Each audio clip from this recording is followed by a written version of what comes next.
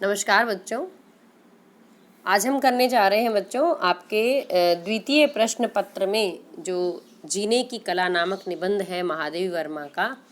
उस निबंध में प्रमुख रूप से दो प्रश्न बनते हैं।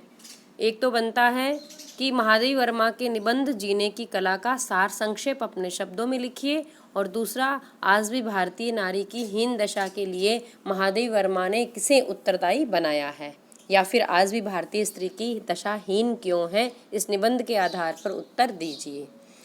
तो हम इसका सार संक्षेप और इस प्रश्नों का उत्तर समाहित करते हुए इसका जवाब देने जा रहे हैं। इसमें महादेवी वर्मा कहती है कि कोई काम करने या कोई वस्तु बनाने के लिए हमें दो बातों की ज़रूरत होती है बच्चों, कि एक तो उस चीज़ का हमें ज्ञान होना चाहिए और उस ज्ञान का दूसरे क्रिया के रूप में प्रयोग होना चाहिए। जैसे कोई व्यक्ति चित्र बनाना तो नहीं जानता, लेकिन हाँ उसे रंगों के बारे में ज्ञान है कि कौन कौन सा रंग मिलके कौन सा रंग बनता है, उसे सब प्रकार के ब्रश के बारे में ज्ञान है। लेकिन जब तक वो चित्र नहीं बनाता, चित्र बनाने का अभ्यास नहीं करता, उसको क्रिया के रूप में प्रयुक्त नहीं करता, तब तक उसका ज्ञान बेकार है। ऐसे ही वो कहती हैं कि दुनिया में अगर जिंदा रहना है तो वो भी एक कला है, और इसमें भी जीवन को जानना और प्रयोग में लाना हमारे लिए बहुत आवश्यक है। अपने निजी जीवन और सभी की उन्नति के लिए उन्नति के नियम जानना जरूरी है, और अगर हम सिद्धांत जानते हैं और उन्हें क्रिया के रूप में न बदलें तो हमारी दशा धर्म ग्रंथों को ढोने वाले उस गधे के अलावा कुछ भी नहीं है। कितनी बड़ी बात कही है महादेवी वर्मा ने कि हमारे संस्कारों के रूप में सिद्धांतों के ऐसे सूत्र बन जाते हैं जो प्रयोग के बिना नष्ट होते रहते हैं, क्योंकि वो उपयोग में नहीं आते। उन्होंने उदाहरण दिया है कि एक निर्दोष व्यक्ति के प्राण बचाने के लिए जो झूठ बोला जाता है, जो कि ज़्यादा अच्छा है बजाय कि उसकी हत्या का कारण बनने वाला सत्य बोले, उस सत्य से ज़्यादा अच्छा वो झूठ है। अन्याय पूर्वक आज्ञा मानने से उसका विरोध करने वाले को स्वामी भक्त समझना चाहिए।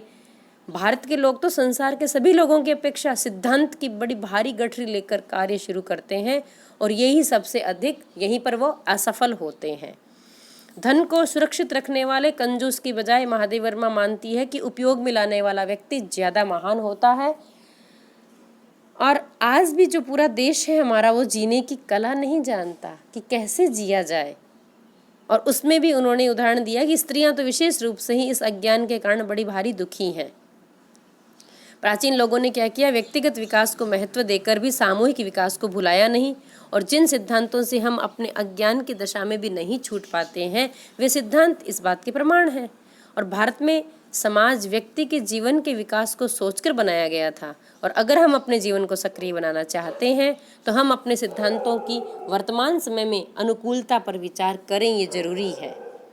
महादेवी वर्मा मानती है कि इस समय भारतीय नारी के पास सभी विशेष गुण हैं जिसे पाकर कोई भी मानवी देवी बन सकती है। भारतीय नारी में सहन शक्ति, त्याग, पवित्रता सभी गुण हैं, और आज भी भारतीय नारी एक त्यागशील माता है, पतिव्रता स्त्री है, स्नेहशील बहन है और आज्ञाकारिणी पुत्री है।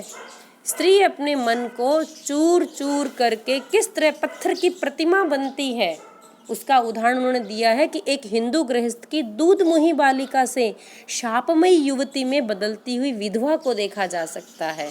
अपने यहाँ बच्चों ये जो बाल विधवा वाला जो प्रचलन है बड़ा ही बुरा उन्होंने बताया है।